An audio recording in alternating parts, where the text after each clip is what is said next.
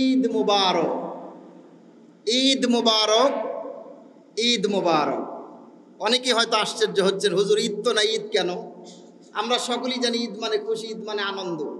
মানুষ হাসে কখন, মানুষ আনন্দে করে কখন, ভালো থাকে যখন, তাই কি না?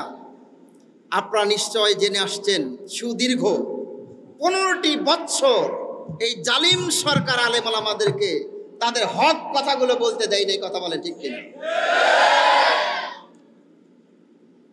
সারা বাংলাদেশের আলেম ওলামারা এক প্ল্যাটফর্মে দাঁড়িয়ে সবাই ঐক্যবদ্ধ হয়ে সিদ্ধান্ত নিয়েছে, জালিমের পতন হয়েছে। এই জালিমের বীজ বাংলার জমিনে আর একটা বারের জন্য বপন করতে দেওয়া যাবে। এই জালিম চেয়েছিল কি জানেন? এই জালিম চেয়েছিল বাংলার জমিন থেকে ইসলামকে উৎখাত করে দেওয়ার জন্য। তারই ষড়যন্ত্র স্বরূপ আমরা বাংলাদেশের মানুষ সকলেই জানি, আমাদের ইসলামী সংগঠন বাংলাদেশ জামাতি ইসলামীর সর্বোচ্চ যারা পদে আসীন ছিলেন, এই সমস্ত আলেম ওলামাদেরকে নির্বিচারে বাবার খুনির আসামি হিসাবে চিহ্নিত করে এই সমস্ত আলেম ওলামাদেরকে গলায় ফাঁস দিয়ে হত্যা করেছে। ভুলে গেছেন নাকি? সম্মানিত ভাইরা, ওরা চেয়েছিল আলেম ওলামাদেরকে হত্যা করে ফাঁসির মঞ্চে ঝুলিয়ে দিয়ে ইসলাম নামক বিষয়টিকে বাংলার জমিন থেকে মুছে ফেলতে চেয়েছিল।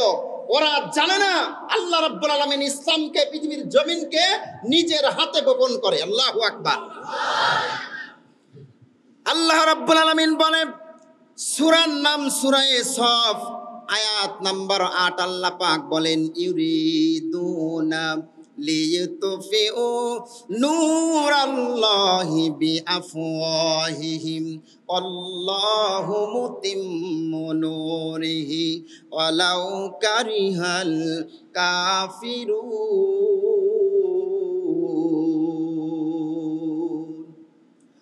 আল্লাহ পাক বলে, দুনিয়ার মানুষ শোনো, ইউরিদুনা, ওরা চায়। কারা চায়? যারা কাফের, যারা জালেম, যারা মুশরিক, ইসলামকে যারা ভালোবাসে না, কোরআনকে যারা মহব্বত করে না, কোরআনের কথা যারা শুনতে চায় না, এই মানুষগুলো যুগে যুগে, শুধু এই যুগে না, ওই প্রথম থেকে এই পর্যন্ত যুগে যুগে এই বেঈমানগুলোর লক্ষ্য উদ্দেশ্য একটাই ছিল, তাদের চিন্তা চেতনা একটাই ছিল, পৃথিবীর জমিনে ইসলামের কথা হবে না, কোরআনের কথা হবে না, হক কথাগুলো হবে না। আচ্ছা বলেন তো, ওরা যত বাধা দিয়েছে, ইসলামের আলো এই পৃথিবীর জমিনে জ্বলছে না নিভছে? জ্বলছে না নিভছে? এক সময় এই পৃথিবীর জমিনে আমাদের বিশ্ব নবী মুহাম্মদ সাল্লাল্লাহু আলাইহি সাল্লাম সহ কয়েকজন মাত্র ইসলামের কথাগুলো বলতো, তাও চুপি সারে, গোপনে গোপনে। কিন্তু আল্লাহ রাব্বুল আলামিন এই ইসলামকে বিজয় এমন ভাবে করেছে, আজকে সারা পৃথিবীর দিকে তাকায় দেখেন, যেই দেশে ইসলাম নামক বিষয়টা, কোরআন নামক বিষয়টা, এক কথায় আল্লাহ রাব্বুল আলামিনের ওহী বাণীকে প্রচার করার মতো এমনও কিছু দেশ ছিল, করা যেত না। আলহামদুলিল্লাহ, এই বিশ্বের বুকে এমন কোনো দেশ নাই যেই দেশে এখন কোরআনের হক কথাগুলো প্রচার হচ্ছে না। বলেন সুবহানাল্লাহ। এই বাতিলেরা চেয়েছিল লাইতফিউ নূরাল্লাহি বিআফওয়াহিম, তাদের মুখের ফুৎকার দিয়ে পৃথিবীর জমিন থেকে ইসলামকে নিশ্চিহ্ন করতে চেয়েছিল। আল্লাহ বলে, বাতিল ভুলে যেও না, আল্লাহু মুতিম্মু নূরিহি, যেই আলোকে, যেই বাতিকে তোমরা তোমাদের মুখ দিয়ে নিভাতে চাও, আমি আল্লাহ সেই সুইচটা আসমানে আমি ধরে আছি, তোমরা নিভাতে পারবে না।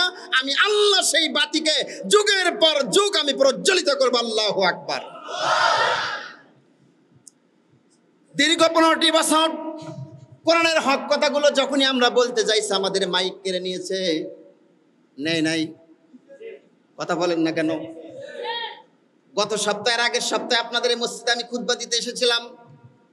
খুতবা দেওয়ার পরে শনিবারের দিন আমাকে একজন ফোন করে আমাকে হুমকি দিল। আল্লাহর কসম করে বলছি, আমার কাছে মোবাইল আছে, আমি নাম্বারটা সেভ করে রেখেছি। আজকে আমি তাদেরকে সাবধান করে দিতে চাই, এখনো সময় আছে, তোমরা তওবা করো, ইসলামের পক্ষে আসো, আলেম ওলামার বিপক্ষে নেমে যেও না। আলেম ওলামার বিপক্ষে যদি নেমে যাও, তাহলে হাসিনা খুনির মতো পালানোর মতো 1 সেকেন্ডের সময় তোমরাও পাবে না। আল্লাহ পাক বললেন ইউরিদুনা লিইউতফিউ নূরাল্লাহি বিআফওয়াহিহিম আল্লাহু মুতিম্মু নূরিহি ওয়ালাউ কারিহাল কাফিরুন। ইসলাম বিদ্বেষী লোকগুলো ইসলামকে নিভে দেওয়ার জন্য হাজারো ষড়যন্ত্র করবে।